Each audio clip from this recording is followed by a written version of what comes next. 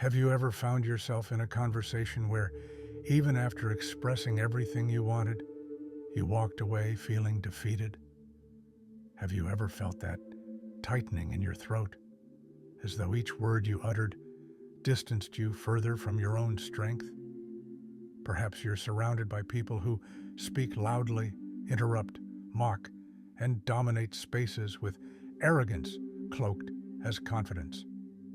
Maybe, deep down, you believed that staying quiet was a sign of weakness, that not defending yourself meant surrendering, that not responding was losing. But what if I told you this is all an illusion? That true power lies not in words, but in their absence. Nietzsche, one of history's most misunderstood thinkers, recognized something few have the courage to acknowledge. Those who talk excessively reveal too much. Those who feel compelled to persuade are already at a disadvantage. Society teaches us we must argue, explain, and defend our ideas, as if every discussion were a battle for truth. Yet nature offers a different path, one subtler, sharper, and infinitely wiser. He viewed silence not as a mere absence of noise, but as a commanding presence.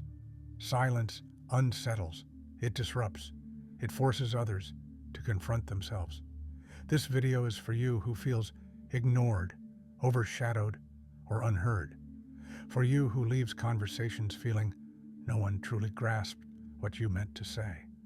For you who is exhausted from being the easy target, the kind one, the one who keeps the peace while others exploit your calm.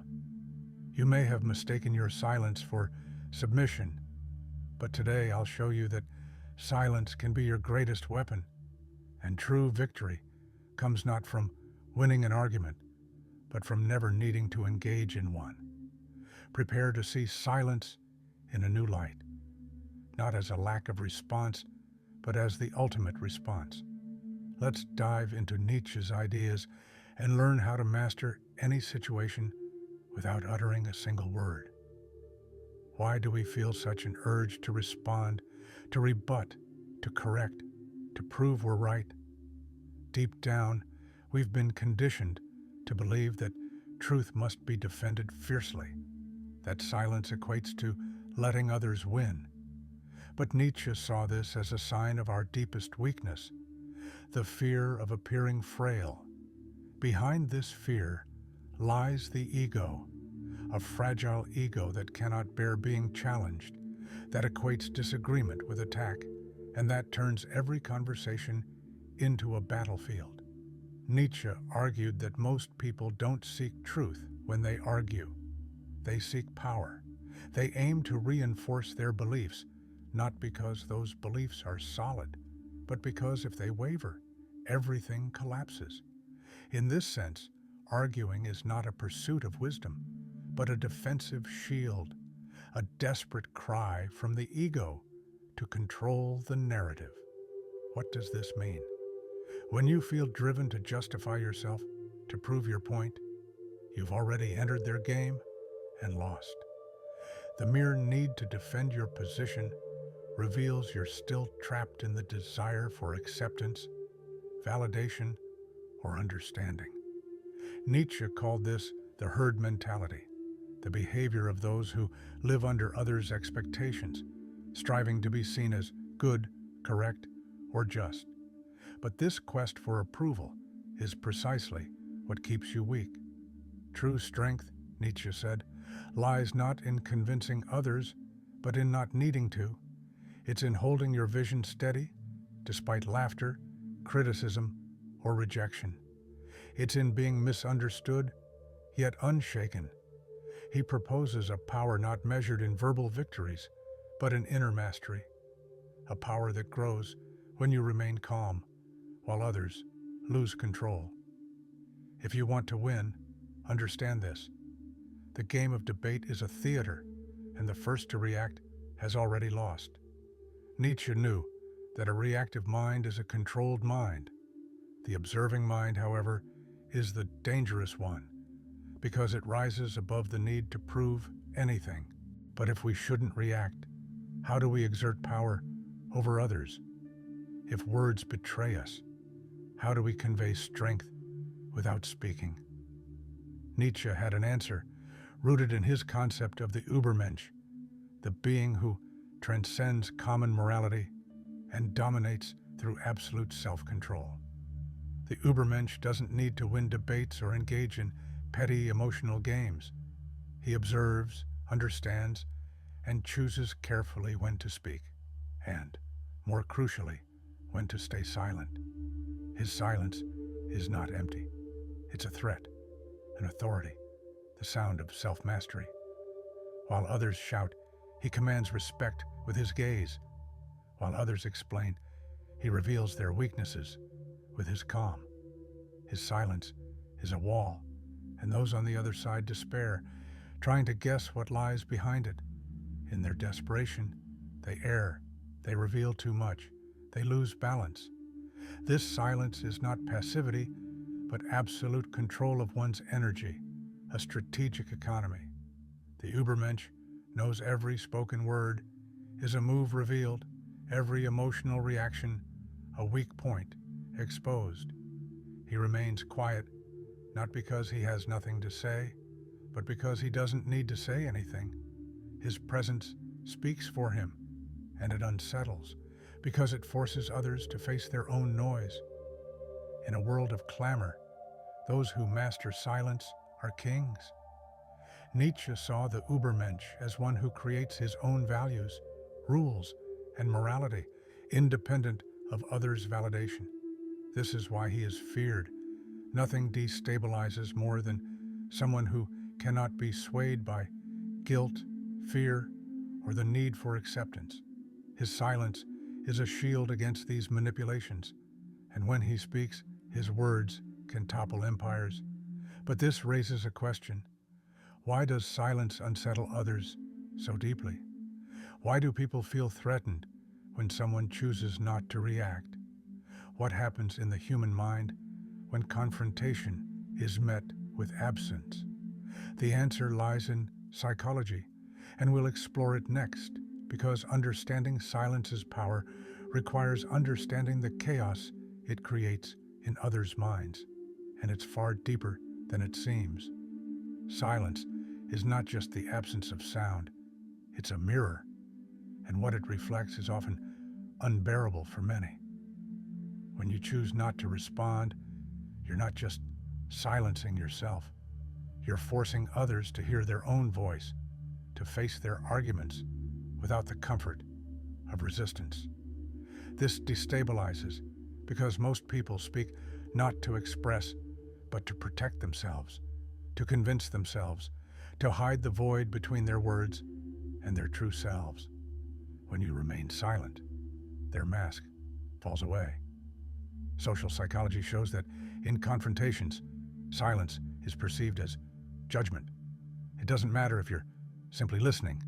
The speaker feels exposed, insecure. Why? Because without your reaction, they lose control of the narrative. The brain's amygdala, tied to fear and anxiety, activates. They project their fears onto you. Is he judging me? Did he see my insecurity? Does he know I'm bluffing? In this psychological battlefield, silence is an invisible blade. It cuts where no one sees, but all feel. Nietzsche sensed this long before modern psychology confirmed it. For him, most people are slaves to their reactions, driven by impulse, vanity, or fear of being forgotten. The superior spirit, the self-mastered one, stays silent, knowing every word given is a piece handed to the enemy, every emotional reaction a clue to where they can strike. Silence also devastates manipulators who thrive on controlling others' emotions. They need your reaction to stay in the game. When you don't respond, you break their cycle and they panic, revealing their own weaknesses. Silence triggers deeper pains too, traumas of rejection, abandonment, or humiliation, because it shows the other person they're not the center, that their words lack impact. This is intolerable for the narcissistic ego. Thus, silence is not just defense, it's an attack on the core of their illusion. But silence requires strength, as it's uncomfortable for you too, going against the urge to react, justify, or explain. Yet this is why it's powerful. It demands mastery, and mastery is true power. Now that you understand how silence works in others' minds, how it sparks insecurities, dismantles defenses, and exposes facades, it's time to go further. Stop being a mere observer and become someone who wields this strength deliberately, strategically. Silence can be a conscious weapon, a way to win arguments without a word. The first step is brutal, yet simple. Stay silent when your instinct screams to respond. This takes strength, as every part of you will want to react, justify, or prove yourself right. That urge is poison. Each time you give in, you show you're still under others' control, still caring about their opinions, still playing their game. True silence arises when you extinguish that need, when you realize you owe no one anything, that truth exists without needing to be spoken. The second weapon is observation. While others talk, ramble, and fill the void with words, you listen, not waiting for your turn, but like a hunter, tracking prey. You notice the fears hidden in their words, the contradictions, the insecurities masked as bravado, and you store this knowledge. When you speak, if you speak, it will be precise, cutting through their emotional terrain. The third weapon is time. Let silence linger. The pause creates tension, and tension is power. As they wait for your reaction and get none, their discomfort grows. Their mind fills with assumptions, fears, paranoia. A single look paired with silence can outweigh 10 crafted sentences. The fourth weapon is unpredictability. Mastering silence makes you unreadable, and the unreadable is feared. People don't know what to expect, so they grow cautious, measuring their words. You invert the interaction's logic, becoming the conversation's center. At this point, silence isn't absence, it's dominance. But beware, this isn't passive silence. Nietzsche never advocated weakness. You're not withholding. You're preparing, choosing, positioning yourself with a strength that doesn't need display to be felt.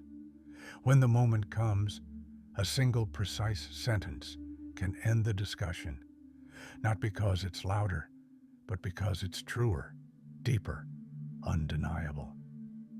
But there's a darker truth to confront. Silence can be more than strategy. It can be a silent scream from someone who's lost control of their life. You may think you're avoiding conflict, but someone could be building an empire on your silence. Nietzsche saw this clearly. What you call peace is often just domesticated surrender. Have you noticed how some exploit your calmness, your willingness to listen, to overlook, to avoid confrontation? They push their ideas, impose their will, take your space, and you allow it, convincing yourself it's not worth fighting. That harmony matters more. But you're paying a steep price for this false peace. You're being used by those who know you won't react. Nietzsche spoke of the slave morality, a system built by the weak to survive in a world ruled by the strong. It's the morality of resignation, guilt, and being nice, an invisible code that teaches you to diminish yourself and feel virtuous for it. But Nietzsche wrote for those who break these chains, who see they're being used and refuse to comply. When you accept this submissive silence, you surrender your power, shaped by others' expectations, no longer yourself, but what they need you to be. This is the opposite of Nietzsche's will to power, not shouting or dominating others, but mastering yourself, reclaiming your narrative. This silence must die, replaced by a silence of presence, one that doesn't bend, doesn't humiliate, doesn't apologize for existing. This is the silence Nietzsche would respect, the silence of one who has become their own master. How do you reach this level? How do you shift from being manipulated to mastering your presence? From herd morality to the Übermensch. The Übermensch creates his own values, unshackled by others' validation. He doesn't react to the world. He shapes it, often in silence. His silence isn't empty. It's a language that imposes presence without persuading. While others shout, he commands with his calm. His silence is a wall, forcing others to reveal their weaknesses in their desperation to breach it. This is the silence of the warrior who wins before the battle begins, who knows who he is and what he deserves. Look at your life. How often have you stayed silent out of fear, guilt, or not wanting to disturb? How often have you let others decide for you, speak for you, trample your truth? Enough. Nietzsche would say, living this way insults existence itself. From today, your silence must change. It must cease being an escape and become an invisible shout of authority, a boundary, an affirmation of who you are, even if no one understands. Because who you are doesn't need understanding. It needs to be lived. Do you have that courage? Then comment below. I choose the silence that commands respect, not just so I know you've reached this point, but so you can publicly affirm this commitment to yourself. Words have power, even when they speak of silence. Don't stop here. The next video is vital, expanding on this and pushing your mind further. Watch it, not for me, but because you deserve to transcend. Remember, the weak shout, the strong stay silent. The wise choose when.